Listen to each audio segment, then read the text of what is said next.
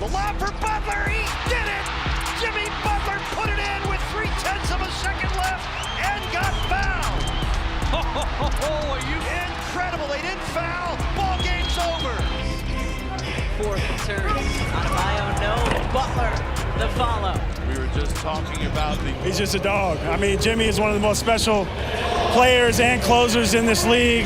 You know, he's somebody I've respected for a long time. He just continues to get better, and he's the guy we want the ball in his hands at the end of a game. So tonight was no different. Anytime you play in this game throughout your career, there's certain guys that stick out that you know when you step on the floor, it's going to be maximum effort every possession. Michael, get it forward for the fresh shot clock. MJ. Oh, he did it! And Michael shakes the finger. Jordan. Oh, a spectacular move by Michael Jordan.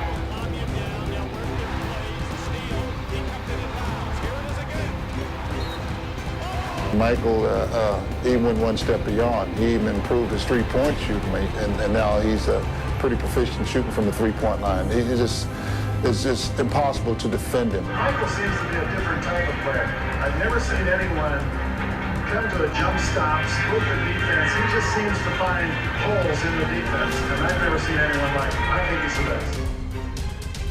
You know what makes conspiracy theories so interesting? It's the fact that there's just enough facts to piece together that the otherwise absurd belief seems somewhat plausible. If you're a fan of conspiracy theories, then you're gonna love this, cause in today's video we're gonna be investigating one of the NBA's wildest and thought-twisting conspiracy theories. If Jimmy Butler and Michael Jordan are related, and we're going to be investigating this conspiracy along with the speculations that led to NBA fans to believe so in the first place. So if you know you don't want to miss out on the juicy details, be sure to stick around this video as we investigate this matter. But before we start the video, please like this video, subscribe to our YouTube channel, and hit the bell icon, so you never miss our next uploaded video. Let's get back to the video. Jimmy Butler has proven to be a force to be reckoned with over the years, and trust me, there's a good reason why we call him Jimmy Bucket. He was a major part of how the Miami Heat got to the finals and after an NBA Finals Game 3 during which Jimmy landed a 40-point triple-double averaging 41 points, 9 rebounds, and 4.5 assists. 2.5 steals and scored 47 points to save the Miami Heat in Game 6, single-handedly leading the Heat to a win without their second and third best player, while simultaneously outplaying both Anthony Davis and LeBron James on the court. This type of agility and basketball genius seems all too familiar for some reason. Maybe that's because the last time we saw a player with this level of competitiveness and fearlessness when attacking the rim was back when Michael Jordan was running the NBA streets. If you take a closer look at these two, you can't ignore their resemblance. I mean, if you literally put their pictures side by side, they're almost identical. Suspicious, right? Jimmy had a really rough childhood. He grew up without a father because his father abandoned Butler and his mom went. Butler was just an infant, as if that was not bad enough. When Butler was only 13 years old, his mom threw him out of the house. In the Houston suburb of Tomball, Texas, according to Butler, the reason his mom drove him out of the house was because she didn't like the way he looked. He revealed in an interview that the last thing she said to him before kicking him out of the house was, "I don't like the look of you." You've got to go experiencing that from your own mother at that age. That must have left some scars on the NBA star. Being an outcast from his own house, Butler managed to survive by staying at his friends' houses, either for a few days or weeks. Sometimes. Later on, Jimmy found a permanent home with the family of a high school pal Jordan. Leslie, Jimmy's new guardians, put him through high school at Tomball, where he consistently worked on his basketball skills. To fully understand the concept of this conspiracy, we need to start from the beginning of the story of how the belief came to be. It all started back in 2016 when Therese Owens, a gossip blog, broke the story of how the child out of wedlock Michael Jordan would not claim unwanted child. In 1988, in fear destroying marriage, child took on mother's name of Butler. It was reported he paid mother off. So he would not tarnish his public image and legacy and role model figure after 13 years. Mother kicked child out of household because payments stop and then the source is blank, which is quite logical given that he'd have wanted to protect the identity and keep his source anonymous. Another report surfaced saying Jordan had a kid with a mother at or around the time Butler was conceived. It was well documented and has even reported that he tried to sneak into the hospital and that she received 23 roses. While in the delivery room. 23 roses. You know what else is number 23? Michael Jordan's jersey number. And as it has been said earlier, Jimmy's dad was never in the picture. and also Jimmy's mom drove him out of the house. I think we're starting to see the puzzle pieces of the Jimmy is Michael Jordan's son conspiracy theory, little by little.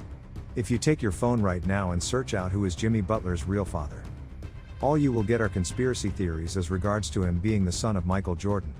Which means there's a possibility to this theory being true since we have no idea who Jimmy's father actually is. Funny enough, if you compare Jimmy's face to Jeffrey and Marcus, who are Michael's legitimate sons, you'd realize Jimmy looks more like MJ than his sons do. I'm not kidding.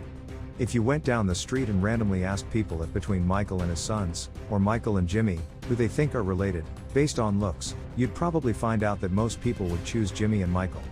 Apart from Jimmy and Michael's resemblance, Michael was listed as 6. Well, Jimmy is listed as 6'7", which is a pretty close gap, whereas if you look at Michael's sons, Jeffrey is only 6'4" and Marcus is just 6'1". Strange, right? As for why this conspiracy claim is even possible in the first place, is because back in the day when Michael Jordan was with his then girlfriend and future wife, Juanita Van Oy, around the time Jimmy would have been conceived, Michael and Juanita already had a son, Jeffrey, in 1988, and considering how Jimmy was born in 1989, it would seem logical if Michael Jordan did not want to place his reputation over raising a son. He had it a wedlock, along with the fact that he probably wanted to protect his relationship with Juanita, so maybe MJ could have allegedly paid Jimmy's mom to keep their illicit affair a secret. Seeing how Michael was having a pretty swell time on the court, having just recently then won his first MVP and was chasing his first NBA championship. Michael was in his prime and was a role model and a source of inspiration to millions. Being ratted out as a cheater and an irresponsible father would have definitely done some damage to his superstar status. Calculatively speaking, Jimmy Butler was born on September 14, 1989, and we all know babies usually take about 9 months to go from being conceived in the womb to being given birth to. So is there any way this supports the Jimmy Jordan conspiracy? Well, MJ played the Houston Rockets in 1989. He played at Houston on February 3rd, which means Jimmy would have been born in just about 7 months and 2 weeks, which would also mean Jimmy would have been born prematurely, and there's no proof suggesting he was. However, remember we said Tergat published his statement saying that these events took place in 1988, which would make sense because if Jimmy was conceived in December and we fast forward to 9 months later, Jimmy would be born in September, and if we check Michael's player log for that period, guess what? The Chicago Bulls had a game against the Dallas Mavericks in Dallas on December 3, 1988. You know what else is interesting? Dallas is only just a 3.5-hour drive to Houston, and it's not so unbelievable that Michael might have wanted to head out to Houston because of their infamous clubs or whatever. Also, the Bulls did have a 3-day break in between games after they played against the Mavericks. Enough time for Michael to go to Dallas for a quick baby-making session with his estranged lover. Remember, this is all just a conspiracy and I'm speaking strictly from an alleged point of view. Having gone through all the reasons why conspiracy theorists cooked up the Jimmy Michael theory. You want to know what I think? First off, the Michael driving off to Houston during a 3-day break strikes me as odd, cause guys, this is Michael Jordan we're talking about.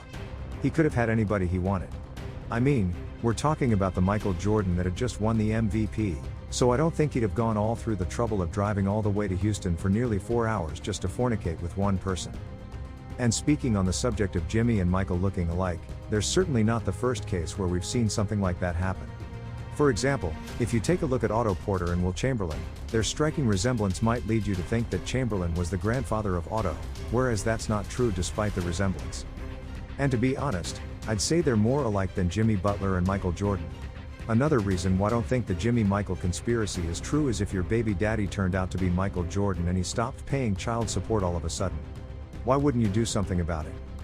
Because Michael was earning about $2 million a year during that period. So he clearly had the means to take care of both of you and your child. So why not voice out at that sort of injustice? So in my opinion, all these conspiracies don't seem to add up. But regardless, I think Jimmy is a great person and he has my respect because of after going through a horrendous childhood because of his own parents abandoning him. A normal person would understandably never want to ever have anything to do with them, but Butler did the exact opposite. Butler still maintains a cordial relationship with his mom. Butler said, "I don't hold grudges. I still talk to my family, my mom, my father. We love each other. That's never going to change." So that's it for today's video. Having gone through the speculations that led to fans genetically comparing Jimmy and Jordan, do you believe in the possibility that they're related? Let us know your thoughts and arguments. Please drop them into comments section down below. See you in the next video. Thanks for watching.